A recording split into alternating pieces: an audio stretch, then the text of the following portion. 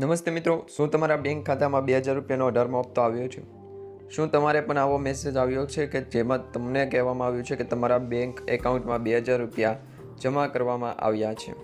જો મિત્રો નહીં તો આ વિડીયો જોજો, કારણ કે હવે સરકાર દ્વારા છે PM કિસાન સન્માન નિધિ યોજના જે ચલાવવામાં આવે છે એ યોજના અંતર્ગત KYC હોવું ફરજિયાત કરી દીધું છે. આજથી મિત્રો જો તમે KYC નહીં કરાવ્યું હોય તો તમને 2000 રૂપિયાનો હપ્તો મળવાનો બંધ થઈ જશે.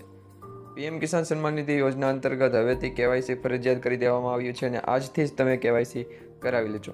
હવે તમારે KYC કઈ રીતના કરાવવાનું છે એ અંગેની માહિતી જોતી હોય તો આ વિડીયો અંત સુધી જોતા રહેજો.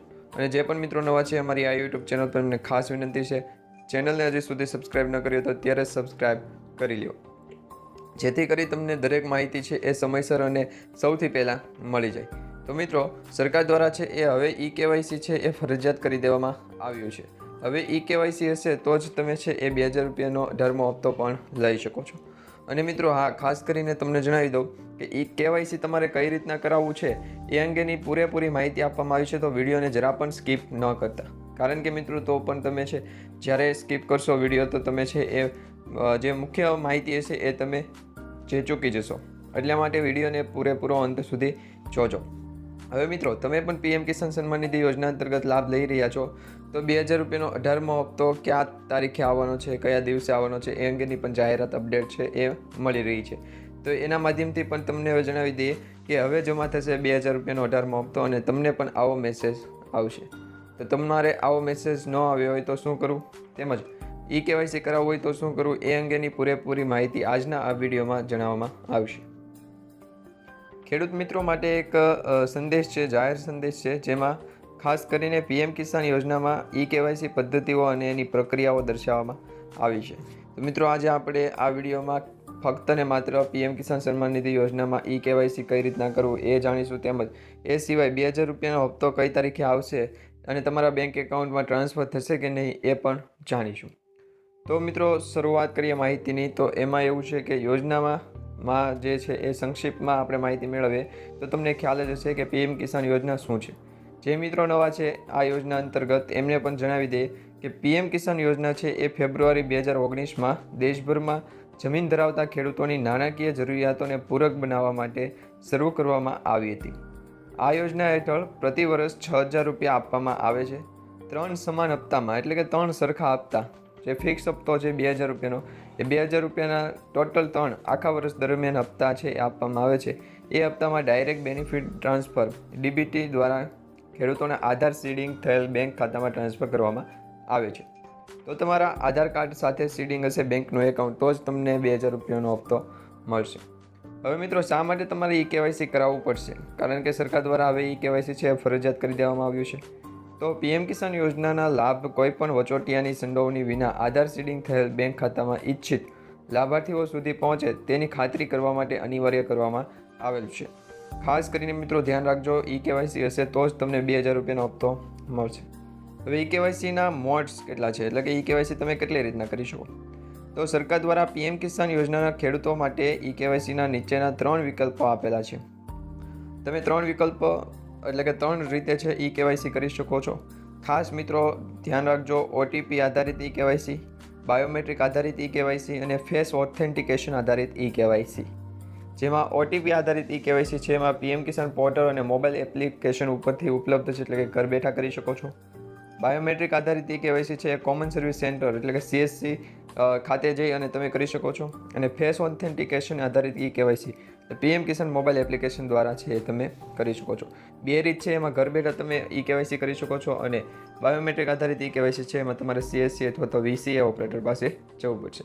આ 3 eKYCના જે યોજના અંતર્ગતના જે વિકલ્પો છે એમાં 2 વિકલ્પ છે ઘર બેઠા તમે ઓનલાઈન મોબાઈલમાં કરી શકો, અને ત્રીજા વિકલ્પ માટે તમારે CSC કેન્દ્ર અથવા VCA ઓપરેટર પાસે જવું પડશે. હવે OTP આધારિત eKYC છે તો એ કઈ રીતના કરવું? તો OTP આધારિત eKYC કરવા માટે ખેડૂત પાસે આધાર સાથે જોડાયેલ એક્ટિવ મોબાઈલ નંબર હોવો જરૂરી છે. એટલે કે આધાર કાર્ડ સાથે જે મોબાઈલ નંબર આપેલો હોય એ તમારી પાસે હોવો જરૂરી છે. ત્યારબાદ આ માટે આપેલા પગલાં અનુસાર તમારે છે એ ઓનલાઈન તમે પ્રોસેસ કરી શકો છો સ્ટેપ બાય સ્ટેપ.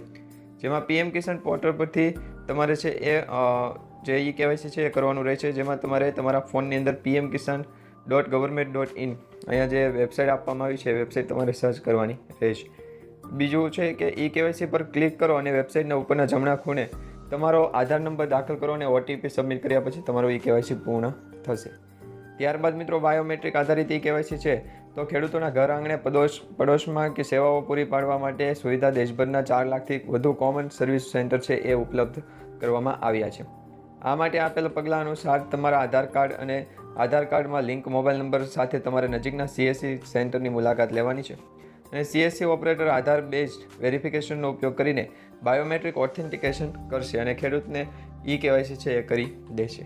તમારા બાજુનું અથવા નજીકનું CSC કેન્દ્ર તમારે તપાસવું હોય શોધવું હોય તો અહીંયા જે વેબસાઇટ આપવામાં આવી છે locker.csccloud.in આ જે વેબસાઇટ છે એના ઉપર ક્લિક કરી અને તમારો જે જિલ્લો તાલુકો સિલેક્ટ કરશો એટલે CSC સેન્ટર તમને બતાવશે.